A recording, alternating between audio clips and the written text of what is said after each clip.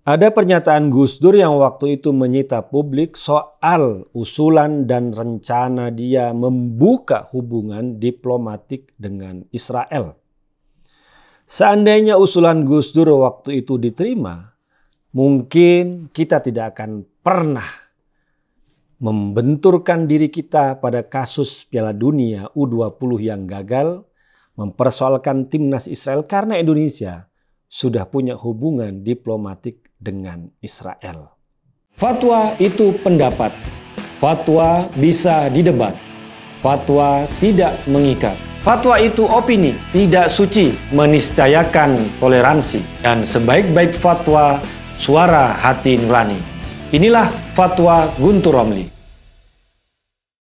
Assalamualaikum warahmatullahi wabarakatuh. Salam sejahtera untuk kita semua. Shalom. Shalom Aleichem, Om Swastiastu, Namo Buddhaya, Widek Dong Tien, Rahayu, Salam Nusantara. Pemirsa Cokro TV, saya ingin mengajak Anda semua untuk kembali pada usulan Gus Dur beberapa tahun yang lalu sejak era 90-an. Waktu itu Gus Dur mengusulkan atau membuka wacana untuk membuka hubungan diplomatik dengan Israel. Waktu itu Gus Dur masih menjadi ketua umum PBNU, kemudian juga ketika Gus Dur terpilih menjadi presiden, usulan itu juga dilontarkan. Namun pada waktu itu banyak yang menolak, bahkan menjadikan isu itu sebagai isu politik untuk menjatuhkan Gus Dur. Pernyataan Gus Dur itu memang sangat kontroversial di tengah masyarakat Indonesia yang waktu itu memiliki sentimen yang negatif terhadap Israel. Karena ada dua tembok besar yang sangat kokoh ketika kita bicara hubungan relasi antara Indonesia dengan Israel. Dan itu sangat disadari oleh Gus Dur. Yang pertama adalah soal agama. Yang kedua adalah soal politik. Soal agama memang sangat disadari bagaimana Israel yang mayoritas penduduknya beragama Yahudi, sedangkan Indonesia yang mayoritas penduduknya beragama Islam, diwarisi pemahaman sejarah relasi buruk antara umat Yahudi dan umat Islam. Apalagi Israel selalu dilihat oleh orang Indonesia sebagai negara Yahudi. Meskipun Israel seperti halnya Indonesia bukan negara agama. Penduduknya mayoritas Yahudi ya. Tapi Indonesia juga mayoritas Muslim dan bukan sebagai negara Islam. Nah, Gus Dur menyadari hal itu bahwa ada hambatan agama dalam relasi antara Indonesia dengan Israel. Maka Gus Dur adalah salah satu tokoh di dunia yang mendorong dialog antar agama. Dan Gus Dur menyerukan dan aktif dalam misi dialog antar agama, perdamaian dunia yang berbasis pada dialog antar agama. Ya, dialog antara Islam dengan Kristen, dengan Yahudi, dengan Hindu dan agama-agama apapun yang ada di dunia. Karena seringkali pemahaman yang buruk terhadap pemeluk agama yang lain karena adanya pemahaman yang buruk atau adanya informasi yang keliru antar umat beragama terkait pemahaman keagamaan masing-masing. Karena itulah salah satu faktor untuk mendamaikan dunia dengan cara dialog antar agama, dialog antar tokoh-tokoh agama. Karena kalau tokoh-tokoh agamanya sudah toleran dan terbuka, maka ini diharapkan menurun kepada umatnya, kepada jamaatnya yang akan damai dan akan rukun. Dan Gus Dur tergabung dalam sebuah organisasi perdamaian dunia yang berbasis pada dialog antar agama. Itu hambatan yang pertama yang coba diselesaikan oleh Gus Dur. Yang kedua adalah persoalan politik. Karena dalam politik relasi antara Israel dengan Palestina, Israel masih disebut sebagai penjajah untuk tanah-tanah Palestina. Dan juga Israel tidak mengakui Palestina sebagai negara yang independen.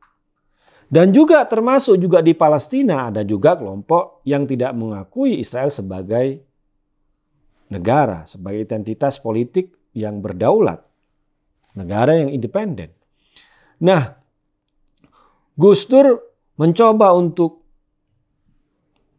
menyelesaikan masalah ini dengan membangun dialog dengan orang-orang Israel yang waktu itu yang memiliki misi mengakui Palestina sebagai negara yang berdaulat. Basic atau basis relasi Gus Dur pada waktu itu adalah two-state solution. Bahwa ada dua negara yang harus sama-sama diakui. Negara Palestina dan negara Israel. Dan tokoh-tokoh yang waktu itu diajak berdialog oleh Gus Dur adalah tokoh yang memang pro perdamaian. Tokoh yang memang mengakui kemerdekaan Palestina dari pihak Israel. Salah satu tokoh yang terkenal pada waktu itu adalah mendiang Shimon Peres.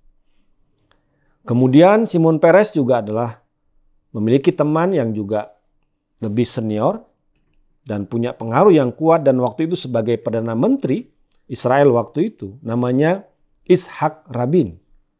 Itzhak Rabin, Shimon Peres adalah dua tokoh Israel yang pada waktu itu tahun 90-an yang memiliki iktikat yang baik untuk mengakui kemerdekaan Palestina dan mau berdamai dengan Palestina. Karena itulah pada zaman Itzhak Rabin ada penandatanganan kesepakatan Oslo yang mengakui Palestina sebagai negara yang merdeka dan berdaulat. Termasuk juga dari pihak Palestina mengakui Israel sebagai negara yang merdeka dan berdaulat. Jadi tokoh-tokoh Israel yang diajak dialog oleh Gus Dur adalah tokoh-tokoh yang memang progresif, terbuka, yang mau berdamai dan mau saling mengakui. Termasuk juga di pihak Palestina. Di pihak Israel ada Itzhak Rabin dengan Shimon Peres. Di pihak Palestina ada Yasser Arafat, ya, ada PLO, ada Fatah yang sama-sama ingin mengakui antara dua negara yang berdaulat tersebut. Karena itu Gus Dur menyelesaikan hambatan politik bahwa kita bisa berdialog dengan pihak Israel pun ya dengan orang-orang di sana yang memang mau damai dan mau mengakui Palestina sebagai negara yang merdeka. Namun hambatannya adalah dari masing-masing pihak tersebut ada kelompok-kelompok ekstrim, ada kelompok-kelompok garis keras yang tidak mau saling mengakui. Kalau di Palestina ada kelompok seperti Hamas, ada Jihad Islami yang selalu menyerang Yasser Arafat dan Fatah dan PLO yang mencoba untuk membangun relasi dengan pemerintah Israel. Di Israel juga ada kelompok-kelompok kubu kanan ya, yang tidak setuju dengan cara-cara Itzhak Rabin dan juga Shimon Peres dan termasuk membunuh Itzhak Rabin PM Israel pada waktu itu, sosok yang bernama Yigal Amir, seorang Yahudi yang ekstrim, Yahudi yang ultranasionalis yang menuduh Itzhak Rabin menjual tanah-tanah orang Yahudi, tanah Israel kepada Palestina, sehingga dia membunuh, menembak mati Itzhak Rabin waktu itu.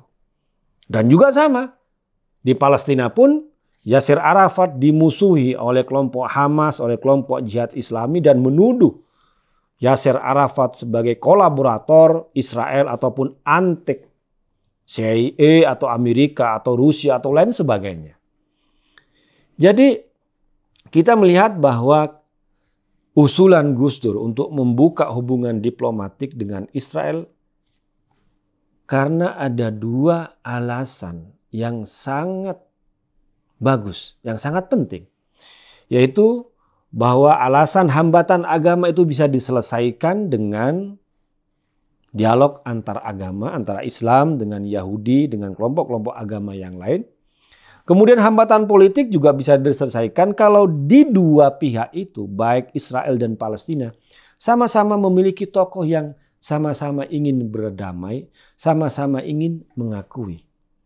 Nah, sayangnya pada kondisi saat ini, apa yang dialami Gus Dur bertolak belakang dengan kondisi saat ini.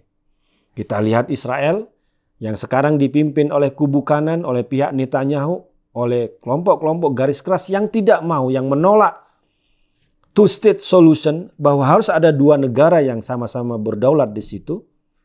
Bahkan rakyat Israel sekarang pun juga mendemo habis-habisan Netanyahu. Ada ratusan ribu orang mendemo menolak Netanyahu yang mau melakukan reformasi peradilan yang ada di Israel. Jadi ini adalah musibah tersendiri di Israel yang sekarang dikuasai oleh kelompok-kelompok garis keras, kelompok-kelompok kubu kanan. Yang juga orang pendukung Israel, negara Islam juga harus insyaf, harus mengerti. Tidak bisa hanya membabi buta mendukung Israel tanpa melihat kondisi yang ada di Israel saat ini. Seperti halnya juga pendukung Palestina juga tidak boleh membabi buta. Karena ada kelompok yang moderat, yang progresif, tapi juga ada kelompok-kelompok ekstrim di pihak Palestina. Sama juga di Israel. Ada kelompok progresif, ada kelompok yang terbuka, ada tokoh yang terbuka, tapi juga ada tokoh-tokoh ekstrim. Tokoh-tokoh garis keras seperti Netanyahu dan koalisinya. Yang kelompok-kelompok ekstrim inilah baik yang ada di Palestina ataupun yang di Israel sama-sama menolak perdamaian. Sama-sama tidak ingin mengakui dua negara yang sama-sama berdaulat. Dan inilah pertarungan yang terjadi saat ini. Ekstrim di Palestina, ekstrim di Israel yang membahayakan perjalanan umat manusia yang ada di dunia, khususnya yang ada di Timur Tengah, dan apalagi yang ada di Israel dan Palestina. Demikian, wassalamualaikum warahmatullahi wabarakatuh.